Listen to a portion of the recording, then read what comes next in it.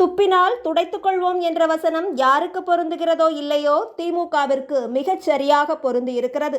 கடலூர் மாவட்டம் திட்டக்குடி நகராட்சி அலுவலகத்தில் கவுன்சிலர்கள் ஆலோசனை கூட்டம் நடைபெற்ற போது 13வது வார்டு திமுக கவுன்சிலர் தனபால் தனது வார்டுக்கு உட்பட்ட பகுதிகளில் அடிப்படை வசதிகள் எதுவும் செய்து தரவில்லை எனவும் நகராட்சியில் முறைகேடு நடைபெறுவதாகவும் புகார் தெரிவித்திருக்கிறார்.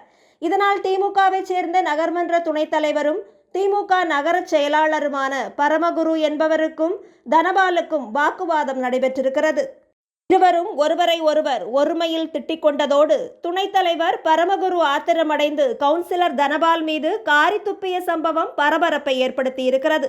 மற்ற கவுன்சிலர்கள் இருவரை சமாதானம் செய்ய முயற்சித்து போலீசாருக்கு தகவல் அறிவித்ததை தொடர்ந்து அங்கு வந்த காவல்துறையினர் திமுகவினரை சமாதானம் செய்து வைத்திருக்கின்றனர். இந்த லட்சணத்தில் கவுன்சிலர்களை வைத்துக்கொண்டு பாஜகவிற்கு சவால் விடுவது, அண்ணாமலை அவர்களுக்கு சவால் விடுவது எல்லாம் திமுகவிற்கு அவசியம்தானா என்பதை ஒருமுறை முதல்வரும் துணை முதல்வரும் சிந்தித்துக் கொள்ள வேண்டும் என்பதே நமது கருத்தாக இருக்கிறது.